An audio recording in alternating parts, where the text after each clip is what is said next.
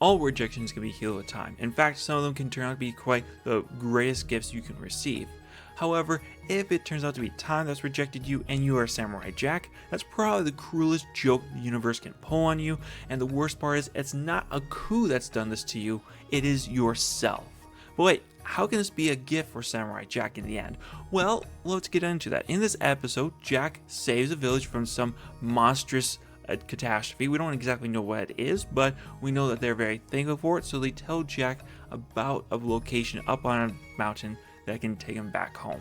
So Jack, he starts his journey, goes up the mountain, he comes across a lake that has no way to get around it. The only way is to go straight through.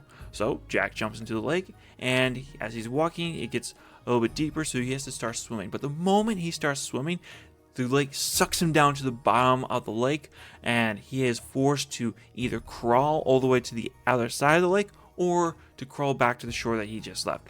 He makes the right move and he goes back to where he came because he only has one breath of air. If he had a tank of oxygen on, maybe he could do it, but definitely not with the lung capacity he has, even though it is pretty much superhuman.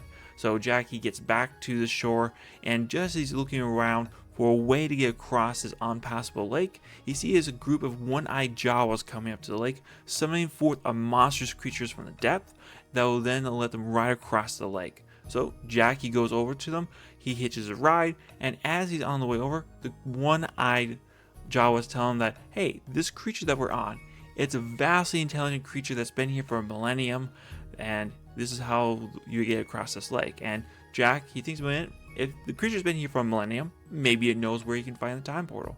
So he goes over to the creature, has a conversation with him, seeing if he can take him to the time portal, which he agrees to. Unfortunately, he's not even taking him all the way. He takes him all the way to the cliff face, where they come face to face with a scorpion that once he notices Jack, he mentions something about prophecy and a swordsman and asking if Jack is the one. Which the base Jack has been riding on just simply says, maybe. He thinks yes, but he's not entirely sure. We don't get to hear their entire conversation, for Jack is too far away, but that's the bits and pieces that we hear from it, at least some. So Jack, he then goes with the scorpion for the rest of the way of the journey, where they then encounter some air nymphs or mountain spirits that Jack has to fight off. Now, Jack, being the greatest warrior of all time, he's able to easily defeat these mystical creatures with his magical sword, and once it's done, he turns to the scorpion asking if he's done testing him, because Jack rightfully predicted that this was something set up by the scorpion to test Jack's skills to see if he's actually the swordsman of prophecy that is supposed to be using this time portal. The scorpion says yes, and takes Jack the rest of the way, for them to then come and find a robotic graveyard. Now, confused at first, Jack takes a look around and he sees a glowing light at the center of the graveyard that he then starts heading to. And as he gets closer, we see that this blue light is more of a glowing blue obelisk with a Mr. Anderson from the Matrix figure standing in front of it, although this one is a bit more buffed. He has red sunglasses, and oh yeah, he happens to be blue. Now, as Jack gets up to him, he asks, is this a time portal? And I would like to use this to go back in time to defeat a coup. And the blue man's like, yeah, it's a time portal, but you ain't using it. Take a look around you, fool. Like, all these creatures around you, they all wanted to use a time portal to get to the past. I stopped all of them. No one, and I mean no one, is using this time portal as long as I'm here. Now get the heck out of here, samurai, before I have to teach you a lesson. Jack, for his part, doesn't necessarily step down from anything that he is putting his mind to, and especially not a chance to go home. So Jack withdraws his blade as he somewhat complains that he's sick and tired of always having to fight everyone he meets just to get to what he desires. No one wants to have a conversation in this disastrous hellscape of a Aku's world. He's just pretty much fed up with it at this point.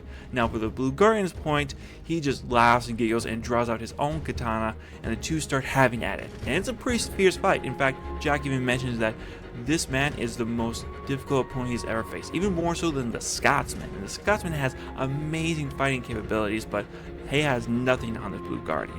So Jack even exchange blows. Jack is even able to damage the Blue Guardian's suit, but it's probably on the bad side that he did that, because after that, Blue Guardian brings out his machine guns and missiles and starts firing at Jack, and it's just too much for the samurai. He gets blown up gets knocked out, and he's about to be killed by the Blue Guardian with a boulder until the portal beeps stop at the Guardian. Now, we don't hear the conversation exactly between the two, since we only hear what the Blue Man says. But what we get from it is that he can't kill the samurai, that Jack is actually can go back to the past, but right now is not the time. And the image we get for this is an image of Jack wearing a crown with a cape and his sword in hand. And it's an older, more regal looking Jack who's lived a long time in this hellscape of a future. So, seeing this, the Blue Man summons a pterodactyl, puts Jack on, and lets him go. Now, you might be wondering, why do I consider this a gift? Well, let's think about this. So, Jack, when he fought Aku the first time, he was already a peak warrior. He'd gone around the globe, and he returned home to fight Aku. Now, if he was to go back and fight Aku, what can you say, honestly, is different between the Samurai Jack that we see here and the Samurai Jack that we saw at the very beginning of the show? I'm going to be honest with you, there's not a whole lot there. All we can really say is that Jack feels even more desperate to go back and fight Aku and win.